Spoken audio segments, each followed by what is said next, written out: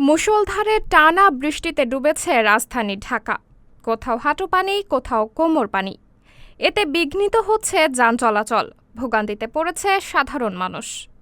প্রধান সড়কগুলোয় রয়েছে হাঁটু পানি, অলিতে গলিতে উঠেছে আরও বেশি। অনেক এলাকার ফুটপাতও তলিয়ে গেছে পানিতে। এভাবে সড়কে পানি জমে যাওয়ায় যানজটে আটকা পড়েছেন মানুষজন। অফিস আদালত থেকে শুরু করে নিম্নবিত্ত আয়ের মানুষ সকলেই পড়েছেন বিপাকে। কর্মস্থলে যাওয়ার মতো পরিস্থিতি নেই।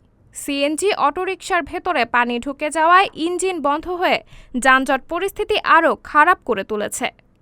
সাবরিনা জলিল, সবার কথা।